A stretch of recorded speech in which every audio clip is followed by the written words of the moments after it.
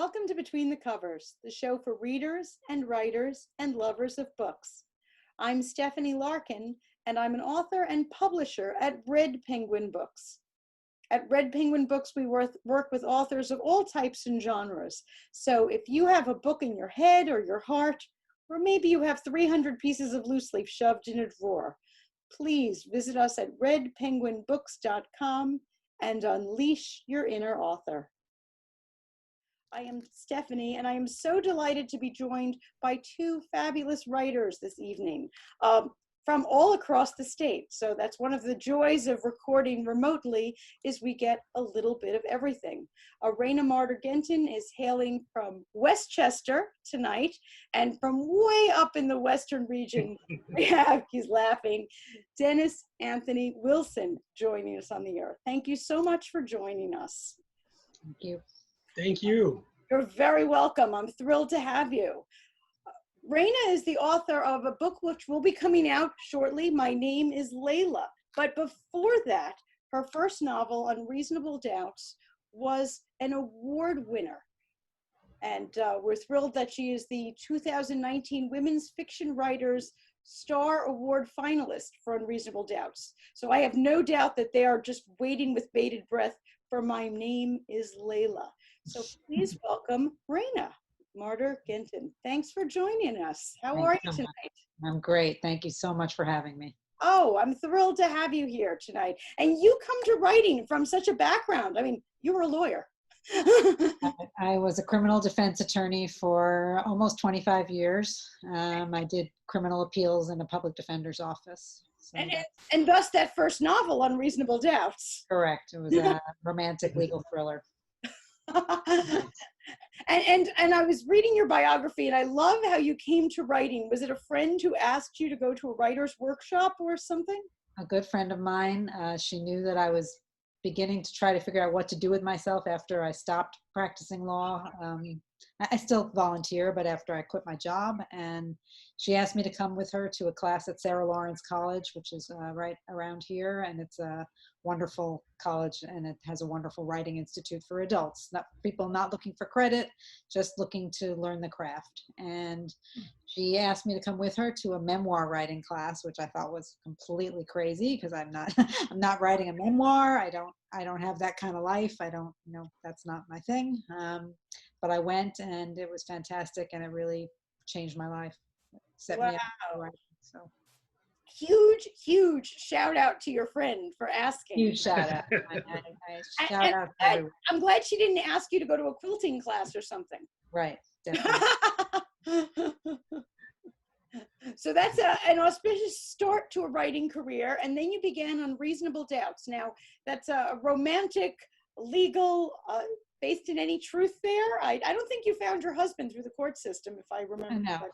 I found my husband in high school, actually. So that's either cute or just makes us very old. I'm not really sure.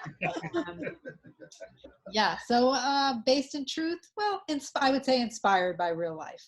Definitely the protagonist in that book, Liana Cohen, works in an office very similar to the office that I worked in.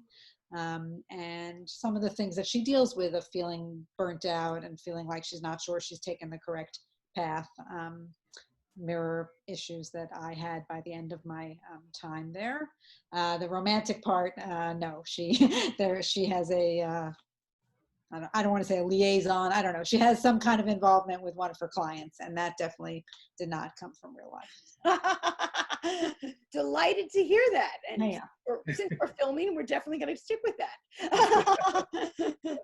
Now, My Name Is Layla is completely 360-degree turnaround for you. Tell us a little bit about that book and how it came about. So once again, I signed up for a class at Sarah Lawrence, having no idea of what I wanted to write, no idea that I had a children's book in me. I signed up for this workshop called Writing for Youth. And I find workshops very motivating.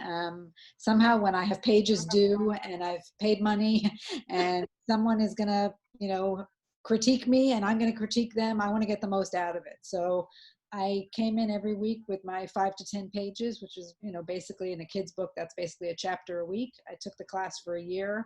And I had a pretty good draft by the time I was done with 2 semesters. And I kind of just took it from there. Wow. So, Are all of the writers at Sarah Lawrence as talented? I mean, will I have them? a tremendous group of people, I have to tell you. People coming to writing really out of a real love for it, not necessarily having studied anything like that before. A lot of ex-lawyers, but a lot of ex-everythings, and yeah, people really wanting to give of their time to others to try to, it's a real group effort. People really wanting to improve. So yeah, Wow. it's been great. Definitely not where I thought that I was going to be tapping for new guests on the show. Yeah, but you must. You must. Now, Should. you're certainly not the only one who has published their projects that you worked on there. No, quite a number of people from all my classes. I've taken the advanced novel class several times now, because for the first book, and for the book I have another book coming out next January. Yes. No, next October. And so yeah, a number of the people in those classes have novels coming out as well. My gosh, I had no idea. And so besides the huge shout out to your friend, a big shout out to anyone who lives near enough by to be able to attend Sarah Lawrence's writing programs. For sure. I had no idea they were. Will you be, now it's already August when we're talking, will the classes be going on in the fall? They are starting in the fall, but also by Zoom, everything by Zoom. Oh, the world is by Zoom, isn't it? Right? Yeah. It is. Although, as you said, and you mentioned, because Dennis is here, I mean, it does open up other things. Like, I've only ever taken it Sarah Lawrence because I wanted to be close to home, and it's a 10-minute drive for me. But now I've been looking into other places. I've been looking into places, Gotham writers in the city, or the Westport writers in Connecticut. I mean, there's all sorts of writing programs that I wouldn't have bothered to go do in person, but once it's all Zoom, it doesn't really matter where you are anymore. Yeah, no, that's a really great point about the fact that there are things I think that we've changed about the way we handle life. And even this show, which kind of grew out of, because I'm located on Long Island in New York, and kind of grew out of featuring Long Island authors. And we would occasionally Skype in an author for the show.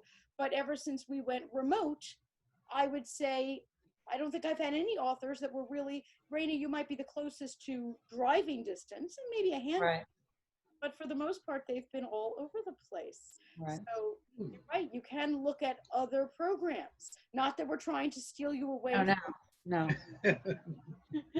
That's not the goal here, is to steal you away. They sound wonderful. But let's say the opposite. Any of our viewers who are interested in a writing program whose Sarah Lawrence might not have been convenient before. Right. This is a great plug for what a wonderful program that is. And if you're saying lots of novels are coming out of it, isn't that amazing? For sure. Just amazing. So this next book that you wrote is it's for youth. It's for kids, as opposed to your first legal romance. Correct. My Name Is Layla. It's what they call a middle grade. So it's ages 10 and up. Okay.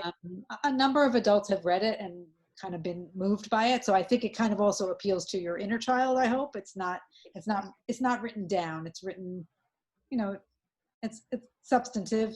So I think anyone could read it, but it's definitely aimed for that age group. Right. Now, do you have children in that age group? Is that what made you want to write for that age group? I don't. My children have outgrown that. I have a 22-year-old and a 19-year-old. So okay. they're no longer reading what I tell them to read. And yeah, so no. So besides signing up for this Writing for the Youth, why did you sign up? What made you want to write for young people? So once again, I actually had a couple of friends from a prior novel class, and I was trying to figure out. I do have great friends, and I had 2 friends who were writing. I had taken novel classes with them, but they were writing young adult novels, and they were taking this class that was more focused on youth. And they told me to come, and once again, I was like, "Why am I coming? I don't have, that's not what I do." And they were like, "Yeah, just come." So I went, and I'm a little suggestible. So I don't know. So I went, and you know what? It was great. And I found I think Layla has a great voice. I mean, I love the story, and it's really about learning how to succeed and learning how to accept yourself, but also move past and try to thrive with some of the differences that we may have. She has a learning difference. She's dyslexic, and she's got a complicated family situation, and she's not necessarily getting the focus that she needs to be getting from the people in her life to help her through. And then she gets kind of discovered by her English teacher, who realizes that she's got a lot of potential, and it hasn't been tapped into yet. So yeah, I'm excited about it. It's very different, and it's very different learning the whole. I mean, I know we'll get into this later, I'm sure, but it's different learning the whole marketing thing. This is not, as you say, like, this is not a book that necessarily I can ask my friends to buy, right? I mean, I will, but none of us have kids this age anymore, and we're not quite at the stage where we have grandchildren this age. So it's a real in between. And so this is like, what, as opposed to my first book where any of my friends could read it and enjoy it, hopefully, this I have to branch out. This has to get out to other people. So it's interesting learning, totally different. Absolutely. Although there's one word that you said that I'm just loving your choice of words, and that was suggestible. And you said, now, in a negative sense, one might say, wow, bows to peer pressure. But no, I'm hearing suggestible, and I'm hearing it as open. And I am so thrilled at your openness to stretch yourself, to try new things. And I certainly hope that our viewers are hearing that too, because your willingness to open yourself up has led to, well, an award-winning book, a whole new, outlet. And it's unbelievable, that journey that, if you would have looked several years back, you would have never imagined this journey. No, it's been fantastic. And just even the whole experience of meeting readers, meeting people that have read my book and who want to talk to me about my characters, want to talk to me about the characters as if they're real people that are living somewhere. Why did she do that? Why did Liana say that? It's like, I don't know, but it's been totally different, and a completely, new way to spend time. And it's, at a certain age, that's a big deal, to kind of make that kind of pivot. It's like, wow, okay. What a gift you gave yourself. Your friends had the idea, but you're the one who gave yourself the gift of openness. And I am just so thrilled that you followed that journey. But I do have to ask you, now that you've mentioned, people asking about your characters and why did they do this and why did they say that? When you were writing a book, did you know what they were going to say, or were you surprised too? Yeah, sometimes they surprise you a little bit. They do something you weren't quite expecting them to do, or you suddenly, especially like in Layla, she kind of makes a desperate choice at one point. She's, I won't say what it is, I don't want to spoil it, but she's got parent-teacher conferences coming up, and she's very worried about what this is going to reveal to her mother about how she's been doing in school. And she kind of makes the kind of crazy choice that only a 13-year-old mind can think is going to work. But at the time, like, I wasn't even sure what that choice was like, I knew she had to do something, and I knew I wanted it to be something that would get her in a hot mess of trouble, but I wasn't quite sure what that would be. And when these things suddenly develop, you're like, oh wow, I see that, that's what she needed to do to kind of, and yeah, That's definitely so interesting to have that experience of writing and not necessarily know where it's going. yeah. Mm-hmm. It is. It's exciting. It's a little terrifying. I mean, the other book that I have coming out later in the year is I didn't plot it as neatly as I did Unreasonable Doubts. My first book was very, I plotted it out pretty well, and it followed along a certain legal case. So I understood what had to happen at each stage and how the story would develop. And the new book, it's called Both Are True. I really just kind of wrote, and I kind of let it come out. And it did take a lot more reining in afterwards, but it was an interesting experience. I mean, just to see, if you let yourself go, what will come out. And, things come out because your subconscious is always going somewhere. So. Wow. So tell us a little bit about Both Are True. That's not coming out for a few months yet, I think. Both Are True is coming out in October 2021. Okay. So I got a long time to go. We got a long lead time on that one. which is fine. And yeah, it's also got a legal bent. The protagonist, Jackie, is a family court judge, and she's kind of put her all into becoming this career woman, but it's left her also unattached at age 40. And it's kind of a love story, but I like to say it's a story about love, but it's not a conventional love story. Okay, And it's told in alternating chapters between the female lead and the male lead. So yeah, it's fun. Very interesting.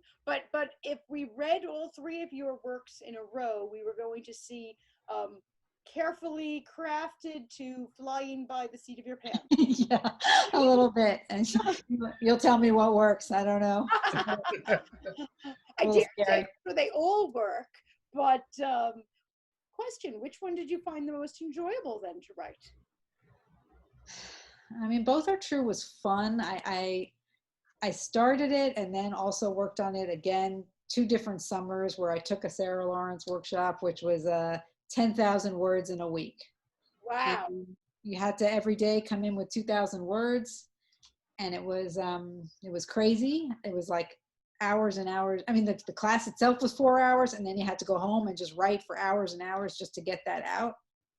But it was no time for editing and no time for thinking, really. And, you know, obviously you go back and you fix, but, you know, it was a wild experience. And I kind of did it one summer, 2018, and then I let it lie fallow that whole year. And then I did it again, 2019, put it together, and then took it from there. But, you know, so it was incredibly fun, but, you know, hard. That's definitely not a workshop for the faint of heart, is it? No. Yeah. Right. Warrior. We might not be able to sell that one as much. And that's fun. It's great. It's a great class. But it gets it done. It gets it done. Sometimes it gets something done. You get something done. You know, we absolutely need something to get done. Well, since it sounds as if your next books that you have finished are, you know, already in the can as far as you're concerned, but not quite there for a release date, I guess that question is, so what are you doing with yourself right now? Well, I have not been nearly as productive as I would like to have been during this whole COVID thing. I'm finding it hard. Had the whole family here for quite a while. Now people are dispersing again, but you know, it's hard to focus on much. I'm thinking about trying my hand at a mystery. I don't know how that will go, but I'm in the course of reading some books about writing mysteries. I may yet take a course about writing mystery because that's what I do. So yeah, we'll see. We'll see. Well, I don't think that whether or not you were seemingly productive during pandemic, or whether it was a pause to spend time with family and let all of those brain cells and creativity things just kind of reconnect, it's all good. Yeah. No, I hope so. I still hope it's over soon, but yeah, well, yeah. I get that, but it's kind of like sleeping. You know, sometimes very, very creative people or workaholics, shall we say, don't sleep a lot. And they don't sleep because they have too many things to do. But you know what? We all recognize that at some point we need to step back. And for some people, this time of pandemic has been a time of, you know, crazy overload. That's why we have Dennis here. And for some people, it has been a time of stepping back. And either one of them is absolutely, you know, commendable and fine. Now that I've given you a hint about our workaholic of the group, Dennis Anthony Wilson of Morning Coffee Thoughts, I think does drink a lot of coffee because I know that he has been on creativity overload during the pandemic. But he, like Reyna, came to writing through, I'll say, a back door. Dennis is an actor and has worked extensively in the theater. And now he will have to add the word actor and writer, or maybe for this show we could say writer and actor. So welcome, Dennis, and thank you so much for joining us. Thank you so much for having me. This is wonderful. Such a pleasure. So and thank you for setting your backdrop so nicely. I'm looking over your shoulder there. No, I'm loving it. Can you see what you put? Well, first I'm sitting in my grandmother's chair. I lost my grandmother last year, and so I have to have her always near me. And I thought, oh my gosh, not the sofa. That thing needs to go out. And so I said, well, the chair. And not even really realizing what's behind me there, but. Well, I think you did a great job of Thank that. you. And Reyna absolutely looks like a lawyer turned writer. He's sitting in front of the bookshelf, Yeah. and Dennis, you're sitting in front of a headshot. So it's all exactly the way I expected when we started this show. So tell us a little bit about your journey from, the very beginning, stage to page. Well, so I did my first show as an actor when I was 6 years old, in elementary school. And it was just something about it. And I was just, oh, this is what I want to do. And so I got heavily involved into theater in middle school and high school. And then that's what I majored in college. And after graduation, moved to New York City and was there for like 24 years actually, pursuing that career, and experienced some amazing highs and some very low lows in the business. Had a great time, met a lot of people, had an opportunity to see parts of the world that I don't think I would have normally been able to see.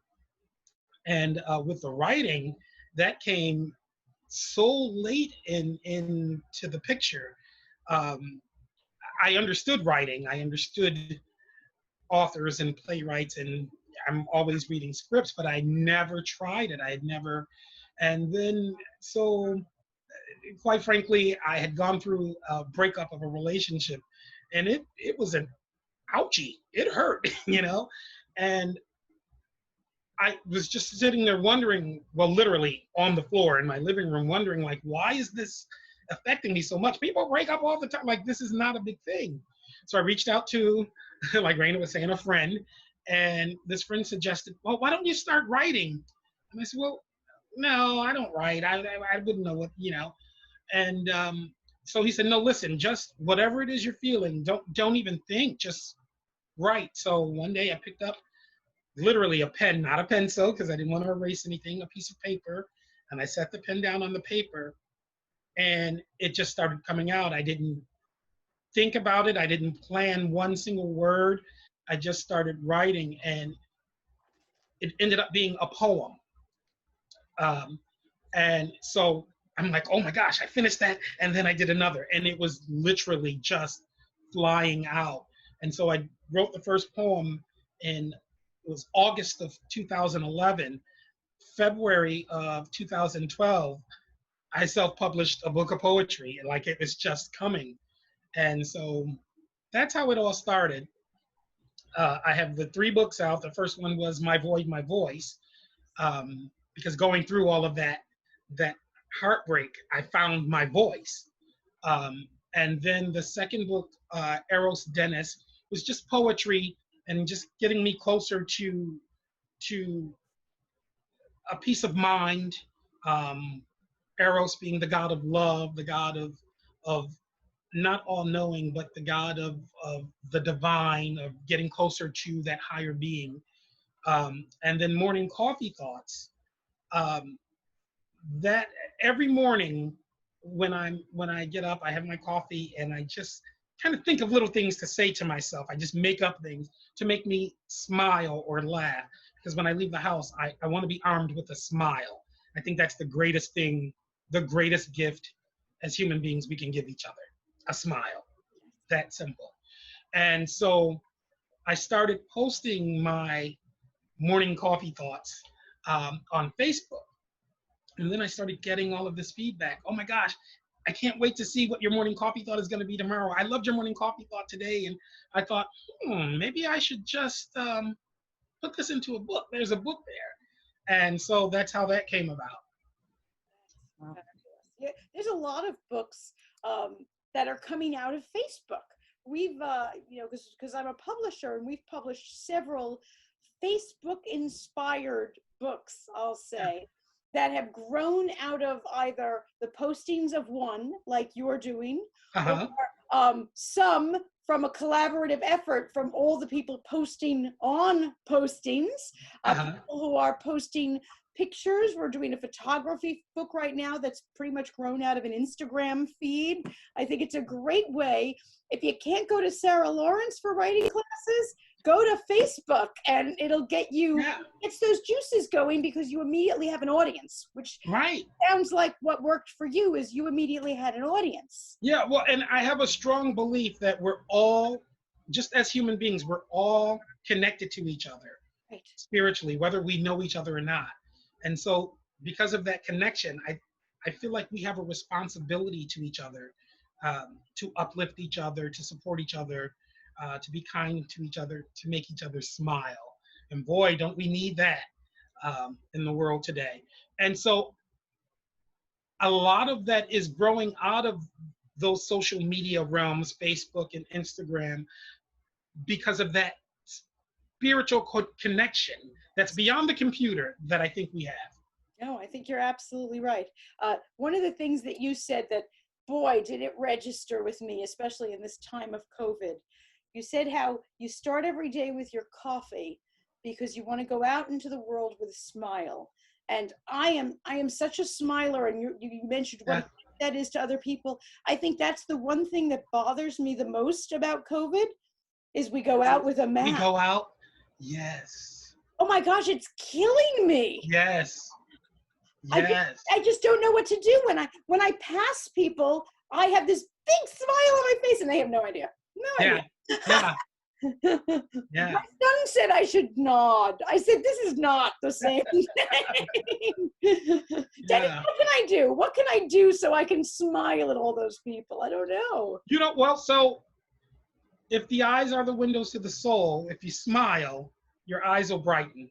And I really believe people see that. They can see through that mask, you know. I hope so, because I can only smile from here up now. And that is another part of it too. Only being able to see the eyes pre-COVID, you know, not a lot of people had conversations where they actually looked at each other, you know. True. Now we're sort of kind of and forced, and I don't mean that in a harsh way, but in the gentlest way, we're forced to really look into each other's eyes when we speak. You know, and I think that's kind of a nice thing. You know, I really appreciate that you said that, because as I said, I've been feeling terrible that I haven't been smiling, but you are obviously a silver lining person, and I love that. And because this is all we're seeing, we are forced to look into each other's eyes. What a beautiful thing to say. Yeah. You. Yeah. I really believe that. So I believe it too. I believe it too. I have to. We're stuck. Yeah. I have no choice. So tell me, when you wrote Morning Coffee Thoughts, and it grew out of, you know, people saying to you, you know, wow, we should, you know, I keep looking every morning to see what you write, and then you figured this is a book in the making. This is absolutely a book in the making. Then unlike Reyna with her children's book, you could sell it to all your friends. Yeah. And you must. And you must sell it to all of your friends. And you know, it's a book filled with just positive anecdotes. It's sort of kind of my love letter to me, but also my love letter to the world, like really. And I just think it's so easy for us to, I mean, look at what's happening around the world, and with COVID, it's so easy for us to get kind of down about it all. Very easy to get down. You kind of have to work at being happy, I think. And so I wanted to just remind us that, like, no, our spirits, it's all good. The happiness is already there, you know? You don't have to work at it. And so those anecdotes are just little things. And I have a friend who has the book who says, now, I read it cover to cover, and now every day I get up and I'll flip through and I'll find something, and it's just, that's what I arm my day with, that message. And that is the thing. So to me, that's a rippling effect, because now my friend is going to go out with that in his spirit and sort of spread that to everyone else. What a wonderful thing. What, you know, and you are like that stone you drop in the water. Yeah. ripples right out. If we could all just really realize just truly how connected we are, you know, just, Now, Dennis, I have to ask you, you're an actor and now you're a writer. yes. Had any thought about writing a play or anything like that? Or are you writing So, screenplays on the side and you're going to tell us? so, well, yes, I am actually, I've written a screenplay, Okay. and then I've started, I've done the pilot episode and plus 5 Okay. of what I have in mind for what I think would be an amazing weekly drama TV series. Okay. And so I spent the summer really doing that. I had never done that before. Of course, I've read screenplays, I've seen them, but it's completely a different style of writing. And it's, I like it. I want to do more of it, and I want to see where it takes us, you know. And when I say us, I bring everyone along the journey. Oh, good, good. I want to be on a journey of a screenplay. So it's allowed me to really, well, both the TV series and the screenplay, the movie, are ideas I've had in my mind for a couple of years, and because I'm always thinking, just as an actor, how I want to do something different. I want to portray a different character, or I want to, you know, something that's we haven't seen before. And so there's a couple of subjects that I think is not really touched a lot in movies. And, you know, and the same thing has been done, you know, a zillion times, and that's great because it works. But just to offer something different. So I said, you know what? I downloaded Fade In, the screenplay software, and I just started. And I've shared it with just a few people, and I've been getting like really great feedback about it. So I'm even more motivated to go back in there and tighten it and hone it and see where they both go. Wow, that's fantastic. I love that the journey just continues. And during this time, you were just brimming over with ideas. Yes, because I couldn't be on stage performing. Mm-hmm. I couldn't be in the classroom in front of my students. And I'm like, I gotta create. I gotta do something here. So, and the books actually, this is sort of kind of a rebirth, a second life for them. Oh, okay. The first book was published in 2012. The second one, 13, and Morning Coffee Thoughts. Actually, its first edition was in 2016. Okay. And so, interestingly enough, COVID happened, and then it started getting a new life. I guess people were indoors reading. So, you know, another silver lining. Yeah, you know. Yet another silver lining. Well, both of you have come to writing, you know, nobody went to college for it. Nobody, you know, started, I've had authors, they were writing in the 4th grade and their teachers thought they were fabulous, and not for the two of you, boy. You had full and complete lives and careers before the first time you picked up a pen and said, I'm going to do this. And yet it changed the whole course of your life. What I find interesting, Reyna being a lawyer, was a lawyer, and me an actor, I've always thought that there were so many similarities between the two professions, in that you're in front of people and you're going to hear me say it so many times, it's that spirit. It's about connecting, reaching across the room or reaching out into the audience, spiritually, not physically, and connecting with someone, connecting with a jury or with a client. And so I just find it so interesting that these two professions are now authors in doing this. I always feel also like being a defense attorney, I tell people it's really like being a master storyteller, right? Like Yeah. all you're trying to do is somehow humanize your client for either the jury or the judge or even for yourself. And you know, it's so hard. It becomes so hard to tell that story after a while. I mean, that's what my experience was. Yeah. You know, like for years and years, I was really good at it. And then there just came a point where I was having trouble telling that story, and I wanted to just say, you know what, I can tell other stories and maybe make up some answers for myself, and that will be more satisfying to me than trying to keep doing this. So, you know, so it's a different way of storytelling, but it's a lot of the same stuff. I think that I've always realized that in a sense, like Dennis, you mentioned, that lawyers are stage performers in one way, like teachers. You know, you're playing to an audience. When you're a teacher, you are playing to an audience every single day, and you are trying, like an actor, to persuade, to entertain, to educate, all the things an actor is doing, which a lawyer is doing. But Reyna, I am so glad you mentioned the part about storytelling, because I never really thought about the story in being a lawyer. I thought about the moment and the audience, but I never thought about how you are crafting the story.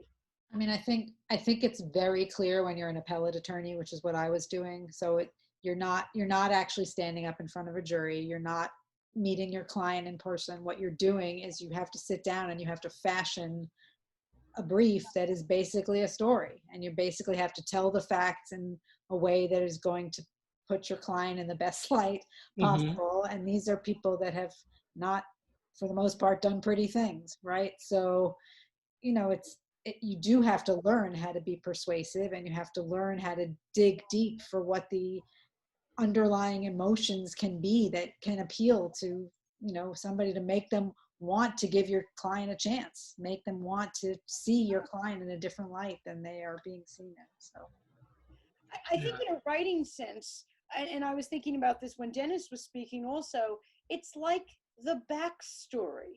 You know, I always tell new writers that I work with that even if you're writing a story that your main character is 20 years old when it starts, you need to know in your head whether it ever comes up in the book, what the first 20 years were like.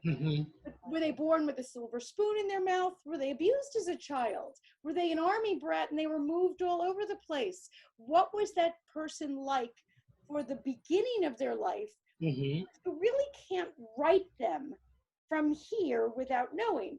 And I always think of actors, because actors think about and craft their character's backstory. Even if it never gets said, an actor who is playing a 45-year-old cop on a TV show has to know in his head what that cop's childhood was like. Did he have a first marriage that broke up? Did his dog die in an accident? Like, why did he become a cop? He has to know all those things, even in his head, because it will influence his actions. And Reyna is kind of saying that about, you know, your profession, having to find the story to make somebody more human. For sure. And sometimes not so easy to do. I can't even imagine. I can't even imagine. And one of the things I say, and I actually wrote it in Morning Coffee Thoughts, and I tell my students, all of us, we are the sum total of every single moment we're in. The interview that we're having here, it's all because of an experience, a choice, a decision, something that we did or happened prior to this moment right here. And here we are at that moment. So we are the sum total of that. And so in acting, or when I'm trying to get them to understand a character or the backstory, that's one of the things I say. And I think that's so prevalent in writing. Absolutely, absolutely. And your writing is going to be so flat if it isn't character driven, if you're not having characters that we want to know, hate, love, cry with, smack. If we don't have those emotions reading about your characters, then we're not going to read. Right? It's that spiritual connection. Because we've all been angry, we've all been happy, we've all been sad, you know. The basic emotions, every human being experiences them for different reasons, but the core of who we are is the exact same because we're all connected. And so that backstory. I can't wait to read the book, Reyna. Oh my gosh. Reyna, I have to ask you, your book, your middle grade book, was that, you know, when you were writing My Name Is Layla, did you have to get yourself into the mindset of a 13-year-old? How did that go for you? Because that, as opposed to when you were writing your adult books, Right. you know, and your adult books were actually in your profession in one way, shape, or form. Layla is not. Layla is a completely different story.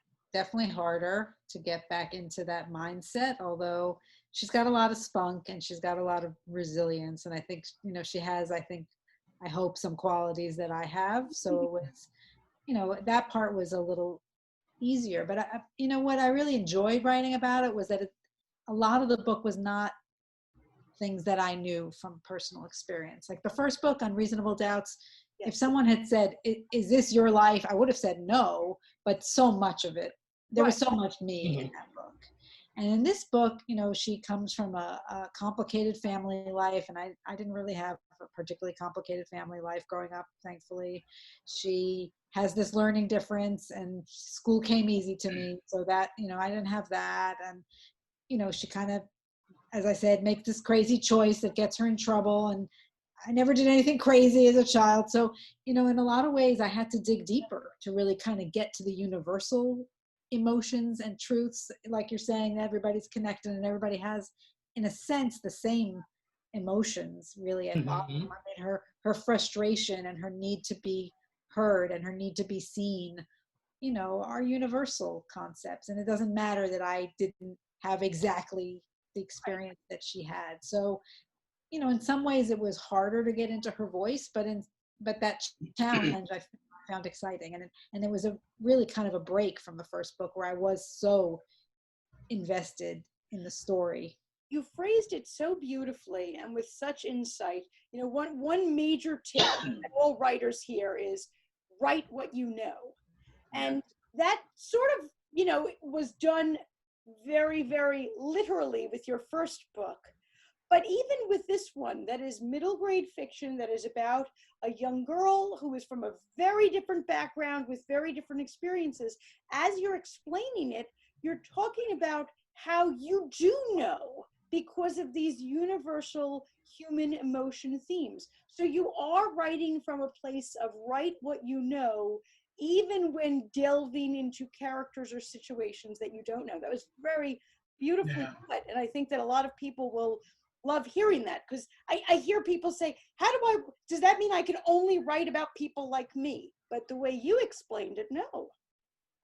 Yeah, also, you know, it's about friendship, it's about loyalty. There's all sorts of themes that we all remember from our youth, hopefully. And yes, no, that's great. And Dennis, I'm sure that some of the characters in your new TV series and other things are not you. Absolutely not. And in fact, the protagonist I wrote with an actress friend of mine in mind. So the main character is a wonderful, marvelous, or the character is based off of this wonderful, marvelous actress friend of mine. And I'm writing this being male, writing it from the viewpoint of a female, but because I know her, it's been easier to do. You know, easier to do. I'm glad you said that too. That's a whole nother layer of the unknown that you have to find something to hang on to. Yes. That you can write from those places that you do know. Yes. Yes. So. Yeah. And I'm sure you have characters besides being female as opposed to male who are just bad people. So, oh my gosh, I mean, we're here to talk about books, but so if I could just give a little bit of what the sure, please, concept is, it's about a therapist, a woman who counsels people who have been victims of abuse, all kinds of abuse. And so, because unfortunately 25 years ago, she was the victim of a certain kind of abuse.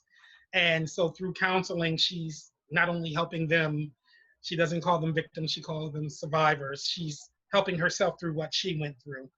And so, yeah, uh, there's one, the fourth episode I wrote in particular, um, I don't like it so much. I don't like the character. This guy, he beats his children, and I'm not, But I want it to be, I want it to be something that brings light to unfortunately situations that happen, that are happening, um, and sort of kind of draw us into it so that we can become aware, um, and become very, very, very, very sort of aggressive about seeing that this doesn't continue. Yes. So yeah, there's some bad characters. Yeah, no, I'm sure there are bad characters. Just like as an actor, I always hear that actors actually love playing those bad characters just because it's kind of fun to play something totally outside yourself. But while it's fun, I would think that, and especially when you have to write those bad characters, Yeah. layer. Yeah. And it goes back to what we were speaking about earlier about all of us having emotions, those same emotions. As I'm writing these characters or when I'm acting, I have to try to find, if it's a bad guy, something about this guy that I love, or that, that I can really, really attach myself to in order to portray him. Because really all it's about is acting is just being in a moment, and being in the moment truthfully. And I suspect it's the same with writing, being in the moment and being in that moment truthfully while you're creating this sort of kind of make-believe world, kind of thing. And it's so funny. I was having a conversation with a friend. The last role that I played was Judas in Jesus Christ Superstar. Oh, fabulous role. Back in October. And a friend of mine was like, I never thought about that character that way. We're always like, Judas, he was the bad guy. He betrayed Jesus. He da da da da da. So I had to create his backstory, and find what it was about him that I could attach myself to. And I just, I decided for myself and for this character that no, he wasn't a bad guy. He was truly doing what he thought was right for the greater cause. Right. And yes, he was conflicted and he didn't want to do it. So I just kind of held on to that simple thing there to bring that truth, that honesty out. And when I write the books, I don't sit down and plot them and plan them out and do outlines, because it's just about being authentic, and I just write it and hope it sticks. It's pasta to the wall. Hope it sticks. Fantastic. I love the way both of you have spoken about writing for characters that are not yourself. That's just so helpful to our writers out there. We do have plenty of writers who watch us, and I love that we are here to encourage writers. Any other tips you want to pass along to the next generation or the newbies who are still working on things? Just don't be afraid of rejection. I can't tell you how much rejection goes on in this business. And I was kind of shocked by it myself, because I had a fairly smooth sailing career up until I started trying to write. And, getting rejected all the time wasn't really part of my initial experience. So, and I guess my biggest tip when and I've been speaking a lot to writers when I've been going around with my book, and it's just important to know that there's all different ways to get things done. It's not all about getting the agent. It's not all about selling to the big publisher. That's, in the end, it depends where you are in your career. If I were a 25-year-old coming out of an MFA program, maybe I would hold out for some golden thing that I thought I was going to do. But, I'm in my mid-50s. I had things to do, and I had stuff to say, and I wasn't going to wait around. So, you know, whether you end up putting it out yourself or putting it out with an indie publisher or putting it out with a small traditional publisher, whatever you end up doing, just get your work out there. Yeah. Just do it. Dennis, how about you? And I'm going to agree with Reyna in terms of rejection. Do the work, put it out there. Speak from your spirit. Let your spirit speak. Let your essence be what it is. There's always going to be someone who's not so fond of your work. There's going to be people who love your work. It is art. And so the one that's not fond of it is not right or wrong. The one that is fond of it is not right or wrong. It is art. Mm-hmm. And art is very universal, yet it's very individualistic. Right. And so the rejection thing, boy, oh boy, we bring it back to the acting. I've experienced a lot of thank you next. No, you can't really take it too seriously, the rejection. You can't take it personally at all. The one thing I will say to writers who are starting out, take the work seriously. Don't take yourself too seriously. I like that. I like that. I think that's a great life view, isn't it? For us to take our work seriously, but not necessarily take, you know, ourselves. Because if you do, other people's opinions will affect your work. And then so it's not as authentic as it could be, you know? It's very I don't know. Well, I mean, so inspirational to our writers and to our readers out there. Well, first, I want our readers to be reading your books. We were so thrilled today to have Reyna Marder Gentin. My Name Is Layla will be coming out soon, but you can catch her at Unreasonable Doubts is already out and available. And you can pre-order My Name Is Layla. You can pre-order My Name Is Layla. I'd be thrilled. But ReynaMarderGentin.com and Dennis Anthony Wilson, Morning Coffee Thoughts, a whole bunch of other things. And Dennis, you said you would tell us where we can find you also. So you can find the books on Amazon. Oh, good. Most definitely. Their site is having some issues. I hope that they will have that fixed soon, but lulu.com. Okay. The books are on there. And you can always reach out to me or see my works on Dennis Anthony Wilson at Facebook or Den Anthony on Instagram. Okay. Is that like Facebook.com/Dennis Anthony Wilson? Facebook.com, Dennis Anthony Wilson, yes. Terrific. Yes. Because we want to read all those morning coffee thoughts. That's